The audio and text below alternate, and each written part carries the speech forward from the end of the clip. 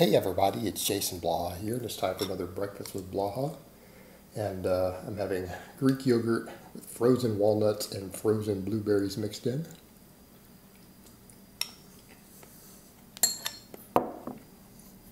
Alright, I don't do this very often, but sometimes I need to do this. I need to correct some misinformation I put out relatively recently. I think it was only a month or two ago, to where I had said, when discussing protein needs, that our protein needs go up for preserving lean body mass when we are in a calorie deficit. I'd already said that assuming higher quality protein sources, I feel like I need to maybe do a video on that too, that we know that 1.6 grams per kilogram of body weight, so in the case of, say you're 100 kilos, that's 220 pounds, that you need 160 grams of protein to maximize muscle growth, and that studies have not found additional muscle growth going beyond that, including in hard training athletes, bodybuilders, powerlifters, football players, so on and so forth. Been pretty consistent. So that seems to be your cutoff for muscle growth. I'm not saying there can't be some other benefits. And I had said that there was evidence that needs can go quite a bit higher than that when in a calorie deficit. And I based that off of a single large study by someone who's been very popular in YouTube. Goes all the way back to the same circles that I started with, who I knew back in the day. When I first started YouTube, I had interactions with this individual, and that's Dr. Eric Helms. When I think he was doing his graduate work, he did a study on natural bodybuilders in contest prep, and they found that their needs were higher. Here's the problem with that. Menno Henselmans, who, again, I've not always had the best interaction with. I've said that I like a lot of his info, but I've accused him of training like a pussy, and I still do. But that aside, Menno did a pretty detailed analysis of this, and he's friends with Eric, so he pointed out, look, I'm not going to be disrespectful to Eric, but this info is wrong. And he went ahead and ran an analysis of Eric's data, and he pointed out that yours is really the only study saying this. But when you look at the data, there's no statistically significant difference in the lean body mass preservation. And we need to keep in mind, they all lost muscle. In other words, you can't cut contest lean without drugs, without losing muscle tissue. It can't be done. So it's absolutely going to happen. Unavoidable. And that's the most extreme condition you can create. So in other words, if we're not finding a real statistical difference between guys who are cutting all the way down in contest prep, and it's not really a difference when their protein starts going quite a bit higher than that, this tells us something. What does it tell us? That a lot of the other studies are right. And Menno, in his write-up of it, you can find it on his website, it's pretty easy to find.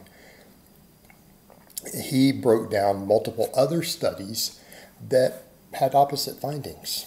They had opposite findings, meaning they found that exceeding that threshold that I already gave doesn't seem to preserve muscle mass better.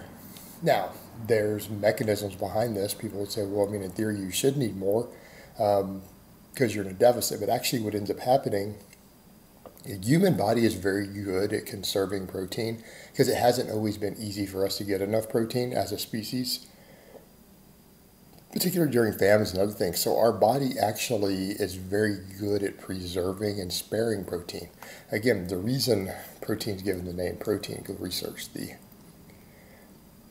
meaning of the word. It's essential. It's essential for life. It's essential for everything in the body. It is, again, our most essential macronutrient. And the human body is designed to be able to handle phases of reduced protein.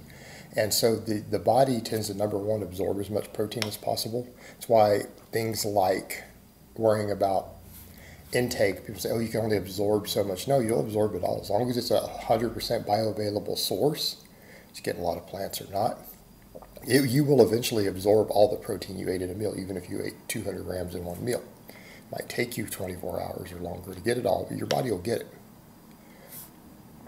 and it tends to conserve protein. And so what we find is when you're in a calorie deficit, the human body gets more efficient at using protein because it knows that there's a concern it's going to get less of it. Now, it will recycle your tissue proteins if it has to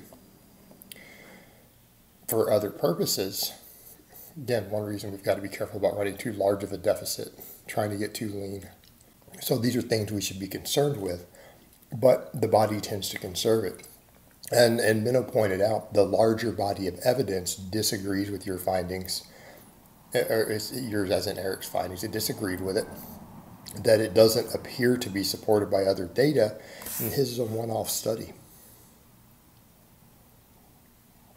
And that even his own data doesn't really support the conclusion. And again, we need to keep in mind, these are extreme conditions. The overwhelming majority of you listening, and myself included, will never cut to bodybuilder contest prep lean. And even in that case, no statistical difference.